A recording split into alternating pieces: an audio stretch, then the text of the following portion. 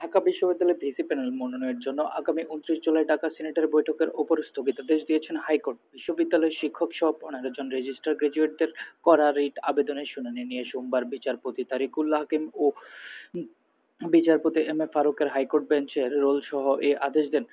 রিটের আবেদন করা হয়েছে বিশ্ববিদ্যালয়ের পক্ষে ভিসি প্রফেসর ডক্টর মশাই আরিফিন সিদ্দিক ও দুই ভিসি ঢাকা বিশ্ববিদ্যালয়ের রেজিস্ট্রার ও বাংলাদেশের পক্ষে শিক্ষা সচিবকে 29 জুলাই বিকাল 4টায় সিনেটের যে বিশেষ সভা আহ্বান করা হয়েছে তাতে ঢাকা বিশ্ববিদ্যালয়ের আদেশ অনুযায়ী চ্যান্সেলর কর্তৃক ভাইস চ্যান্সেলর নিয়োগের জন্য 3 জনের একটি প্যানেল মনোনয়ন করার কথা ছিল।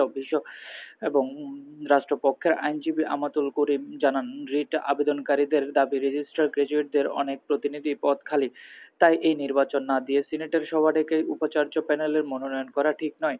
আদালতের রিট আবেদনের পক্ষে শুনানি করেন ব্যারিস্টার রোকন উদ্দিন মাহমুদ এবং ঢাকা বিশ্ববিদ্যালয়ের পক্ষে শুনানিতে ছিলেন আইনজীবী F M Mesbah Uddin. Shams Tabriz, Daffodil Campus Radio, Dhaka.